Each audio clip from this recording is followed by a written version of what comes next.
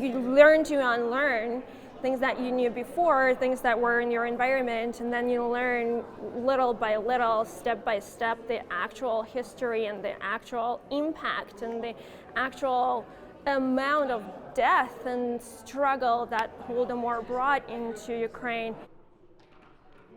Particularly important today to talk about the genocide nature of Holodomor, knowing that what's going on now is the continuation, and this historic context provides the better understanding for what's happening in Ukraine now with the war.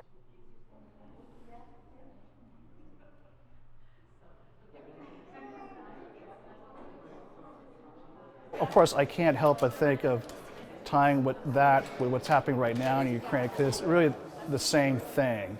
You have kids being blown up, you have people are starving, people are dying from the same thing. You know, other means, but the same thing. So her artwork actually is amazing, and I like her use of materials, and I've truly enjoyed it.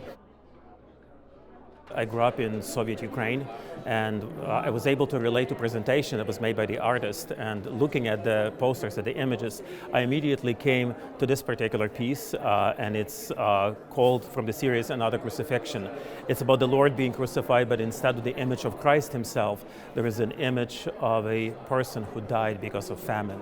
And the Lord dies for humanity. The Lord brings us new freedom by dying and sacrificing himself on a cross. The images of sacrifice of Ukrainians, even though they were forced to sacrifice, it's also giving us a new life, a new meaning to what life is all about. And so this one speaks to me probably the most.